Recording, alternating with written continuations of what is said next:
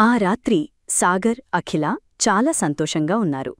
తెల్లారి ఉదయాన్ని సాగర్ క్లాసుకి వెళ్ళాలి. అయితే డీప్గా నిద్రపోతున్న సాగర్ను అఖిల నిద్రలేపుతుంది. సాగర్, లే, క్లాసుకి టైమవుతుంది అని అఖిల అంటుంది. నిద్రమత్తులో ఉన్న సాగర్ మూలుగుతూ అప్పుడే టైమయిందా అనుకుంటూ మెల్లిగా లేస్తాడు. అఖిల చిరునవ్వుతో సాగర్కు ఫోర్హెడ్ మీద కిస్ చేస్తూ ఫుడ్ ప్రిపేర్ చేశాను, తినేసి వెళ్ళు అని అక్కడినుంచి లేచి వెళ్ళిపోతుంది. నిద్రమత్తులో ఉన్న సాగర్కు అఖిల అలా చెయ్యడంతో ఒక్కసారిగా షాక్ అయిపోయి అలాగే చూస్తూ ఉండిపోతాడు. కొంచెం సేపటికి తేరుకుని లేచి రెడీ అయ్యి అకాడమీకి వెళ్తాడు. క్లాసుకి స్టూడెంట్స్ అందరూ వచ్చారు. లాస్ట్ బెంచ్లో కూర్చున్న మురారికి హాయ్ చెబుతాడు సాగర్. హాయ్ సాగర్ అంటూ ప్రాక్టికల్ రూంలో జరిగిన బ్లాస్ట్ గురించి మాట్లాడటం స్టార్ట్ చేశాడు మురారి. ఆ రోజు హేమా మేడం కావాలని చెయ్యలేదు సాగర్, నేను కనుక్కున్నాను. అది నిజంగా ప్రమాదమే, ఎవరూ క్రియేట్ చెయ్యలేదని మురారి అంటాడు. అవునా? మరి అన్నీ తెలిసిన ఆ మేడం పిల్ తయారు చేసే ప్రాసెస్ ఎలా మిస్ అయ్యారు అని అడుగుతాడు. మేబీ మర్చిపోయి ఉండొచ్చు, లేదా ప్రాసెస్ క్లియర్గా తెలియకపోవచ్చు అని మురారి అంటాడు. ఇంతలో హేమా మేడం క్లాసుకొస్తుంది. ప్రమాదం జరిగిన తర్వాత హేమా ఈరోజే క్లాసుకు రావడం, hello all, sorry for the past incident, but pills తయారు చేసే విధానాన్ని మీరు ఇప్పటినుంచే నేర్చుకోవాల్సి ఉంటుంది అంటూ హేమా తన క్లాసులో పిల్స్ తయారీ విధానాన్ని స్టూడెంట్స్కి ఎక్స్ప్లెయిన్ చేసింది. హేమా చెబుతున్న ప్రాసెస్ను స్టూడెంట్స్ అందరూ చాలా ఇంట్రెస్టింగ్గా వింటున్నారు. కాని సాగర్కి ఈ పిల్స్ తయారు చేయడం ముందే తెలుసు. క్లాస్ అయిపోయిన తర్వాత బయటకు వెళ్తున్న హేమాతో సాగర్ మాట్లాడాలనుకుంటాడు. క్లాసు నుంచి బయటకు రాగానే సారీ మేడం అని సాగర్ చెబుతాడు. ఎందుకు సాగర్ నాకు సారీ చెబుతున్నావు? నేనే నీకు థాంక్స్ చెప్పాలి. ఆ రోజు పిల్ ప్రాసెస్ కరెక్టుగా లేదని నువ్వే ముందు చెప్పావు, దానికి థాంక్స్ అని చెబుతుంది. అనవసరంగా మిమ్మల్ని అనుమానించాను, అందుకే సౌరీ అని సాగర్ తన మనస్సులో అనుకుంటాడు. సాగర్, నీకు పిల్ తయారు చేసే ప్రాసెస్ తెలుసా? ఆ రోజు అంత క్లియర్గా బ్లాస్ట్ అవుతుందని ఎలా చెప్పావు అని హేమా అడుగుతుంది. అయ్యో మేడం, నాకు అవన్నీ ఏం తెలియదు, జస్ట్ ఆ రూంలో ఉన్న టెంపరేచర్ని బట్టి అలా చెప్పాను అంతే అంటూ సాగర్ కవర్ చేస్తాడు. ఇంటెలిజెంట్ స్టూడెంట్ అనుకుంటూ హేమా అక్కడినుంచి వెళ్లబోతుండనా ఆ పిల్ పేలిన తర్వాత హేమా అనుభవిస్తున్న ఆందోళన, అయోమయం మాటల్లో చెప్పలేనిది. ఒక టీచర్గా, ఒక అనుభవజ్ఞురాలైన ఆల్కెమిస్ట్గా ఆమె గర్వం ముక్కలయ్యింది.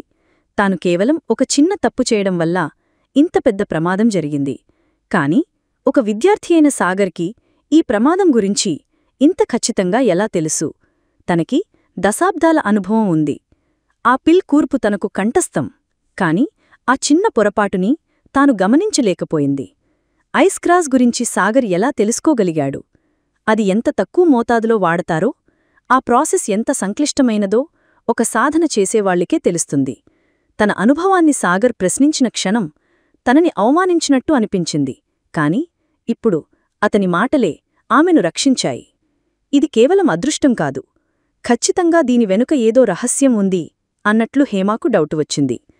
సాగర్, నిజం చెప్పు, పిల్స్ తయారు చేయడం నీకు తెలుసా అని హేమా మరోసారి సాగర్ను అడుగుతుంది. సాగర్ చిన్నగా, ఎస్ మేడం, నాకు ఆల్కెమీ గురించి కొంచెం తెలుసు. ఇక్కడ నేర్చుకున్నది కాదు, మా కుటుంబంలో తరతరాల నుండి ఉన్న విద్య ఇది. కాని చాలా కాలం కిందట అని సాగర్ ఏదో చెబుతుండగా హేమ ఆశ్చర్యంతో ఏదో ఆలోచనలో పడిపోయింది. కుటుంబంలో తరతరాల నుండి ఉన్న విద్య, ఇది చాలా అరుదైన విషయం. ప్రాచీన ఆల్కెమిస్ట్ వంశాల గురించి కథల్లో విన్నాం. ఈ రోజుల్లో ఆల్కెమీ అనేది అంతరించిపోతున్న ఒక కళ.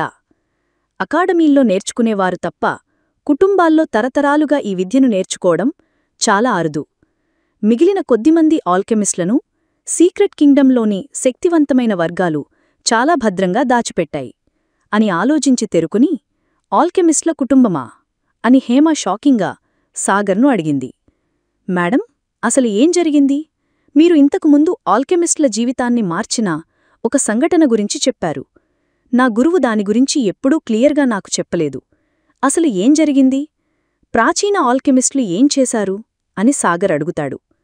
హేమ ఒక లోతైన, బాధతో కూడిన నిట్టూర్పు విడిచి హేమ ఆఫీస్ రూంకి సాగర్ని తీసుకెళ్లి ఎవరైనా ఉన్నారా అని అటు ఇటు చూస్తూ, ఈ స్టోరీ చాలా తక్కువ మందికి తెలుసు సాగర్, ఇంకా తక్కువ మంది దీని గురించి మాట్లాడడానికి ధైర్యం చేస్తారు అని హేమ అంటుంది. కల్టివేషన్లో అత్యున్నత స్థాయి అంటే శూన్యస్థాయి కాదు, ఆ స్థాయిని కూడా దాటవచ్చు అని చెబుతుంది. అది విన్న సాగర్ ఆశ్చర్యపోయాడు. శూన్యస్థాయి అనేది అంతిమస్థాయి, శక్తి యొక్క శిఖరం అని అతను ఎప్పుడు అనుకునేవాడు. అంటే దాన్ని కూడా దాటవచ్చా అని సాగర్ అడిగాడు. అవును, ఆ శూన్యాన్ని దాటినవారు దేవుడితో సమానమైన శక్తులను పొందుతారని నా గురువు నాకు చెప్పారు.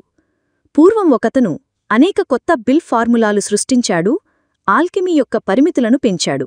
కాని అతను ఒక దైవిక మూల పిల్ను సృష్టించాలని, అది అతనికి దేవుడిలాంటి శక్తులను ఇచ్చి శూన్యాన్ని దాటడానికి సహాయం చేస్తుందని అనుకున్నాడు. అతను అరుదైన స్పిరిచువల్ మూలికలతో, ప్రకృతి సారంతో ప్రయోగాలు చేశాడు. కాని ఏదీ పనిచేయలేదు. తన నిస్సహాయతలో అతను ఒక తప్పుడు మార్గాన్ని ఎంచుకున్నాడు. ఆ పిల్ను మూలికల నుండి లేదా ఖనిజాల నుండి కాకుండా జీవుల యొక్క ఆత్మీయ సారం నుండి తయారు చేయాలని నిర్ణయించుకున్నాడు. అతను 9 రకాల జీవుల ఆత్మలను కలిపి ఒక పిల్గా తయారు చేస్తే ఇంతకు ముందు ఎప్పుడూ లేని ఒక శక్తిని అన్లాక్ చేయగలననుకున్నాడు అని హేమ చెబుతుంది. అది విన్న సాగర్ కోపంతో ఊగిపోయాడు. ఈ విధంగా ఆల్కెమీని ఉపయోగించడం ఒక భయంకరమైన దుర్వినియోగం. అతను ఈ కళను వైద్యం మరియు అభివృద్ధి కోసం ఒక గొప్ప కళగా భావించాడు. కాని ఇది ఒక రాక్షసమైన మార్గమని సాగర్కు అనిపించింది. కాని దాని పర్యవసానాలు చాలా భయంకరంగా ఉంటాయని అతను అనుకోలేదు అని హేమ ఏదో చెబుతూ ఆగిపోయింది. ఆ తర్వాత ఏమయింది మేడం, చెప్పండి అంటూ సాగర్ ఆతృతగా అడిగాడు. ఈ ప్రశ్నలకు సమాధానాలు తెలుసుకోవాలంటే నెక్స్ట్ ఎపిసోడ్ వినాల్సిందే. క్రింద ఇచ్చిన లింక్ని క్లిక్ చేసి పాకెట్ ఎఫ్ఎం యాప్ని ఇన్స్టాల్ చేసుకోండి. Stay tuned to Pocket FM.